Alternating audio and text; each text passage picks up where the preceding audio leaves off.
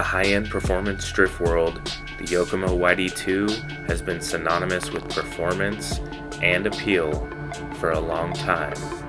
But the latest offering from Usukani may just change all of that. With its $330 price tag, it's well below what you would pay for most any offering in this category. With all the electronics and a battery installed, our chassis configuration tipped the scales at 1184.5 grams and had a 68/32 rear weight bias. Running the Yokomo FNATS Chaser body brought our total weight up to 1318.8 grams and changed our weight bias to 66/34. For today's video, both chassis will be utilizing a 4000 milliamp hour Gens Ace Redline battery, and that weighs in at 145.2 grams. Our SX3 weighed in at 1313 grams. Small fluctuations as the Bluetooth calibrates, but big shout out to Toro for these Bluetooth scales. They're awesome. Really like using them. With the body on, the SX3 comes to a total weight of 1392 grams, running the Yokomo A90 Supra body with no light buckets.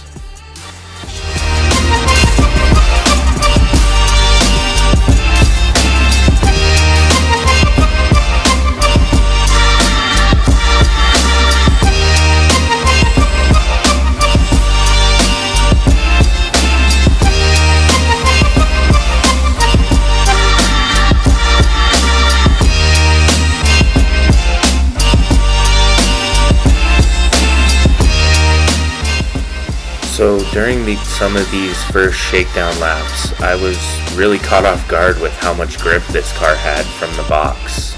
It was really pleasant to drive. It had great transition speed with its mid-motor configuration.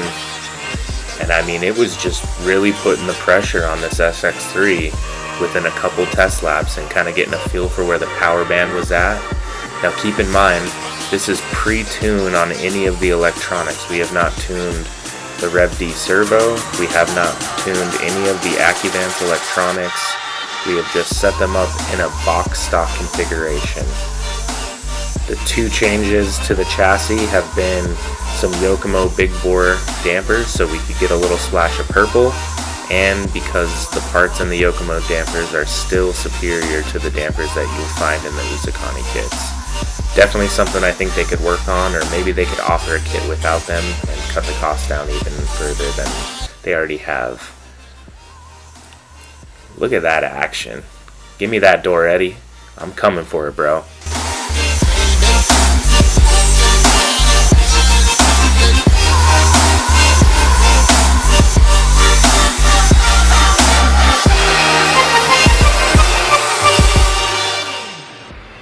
Yep. That happened.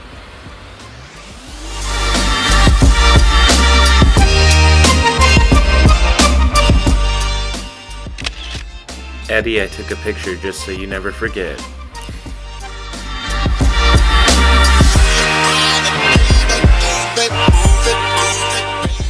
I want to give a big shout out to our cameraman Sang for coming down and helping us film some of these laps. Huge help, man.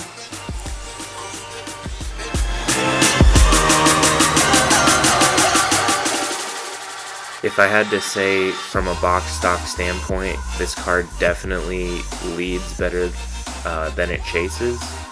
It really needs a precision driver in lead to make it look adequate. Otherwise, I'm gonna have to make some changes to the front end geometry and alignment to really make it more predictable and controllable in the chase position. But in lead, man, you can hang it out on the wall and just go, and it feels really nice and smooth doing it.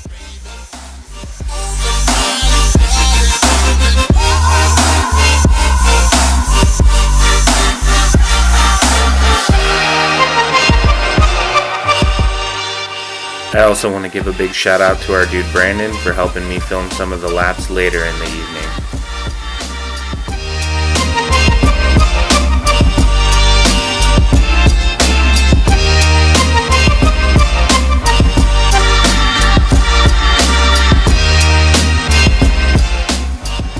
Now, a big excitement point for me was jumping out at different points of the night into the trains and into traffic, and the car didn't miss a beat. It jumped in right here with Jamie. Jamie's driving his Beast Mode D5, and he really can drive a big aggressive line in that car. And the Usukani was right there with him, having a good time, getting that door, making that car look sweet. Here we're getting some doors with Randall, and we got Bird up in the lead. And same thing, these guys set a really, really intense pace around the track. They're very smooth, and they're able to make nice little smooth corrections if they are ever, out of place at all. And so keeping up with them is tricky. And then here we're chasing Mac in his Yokomo RX.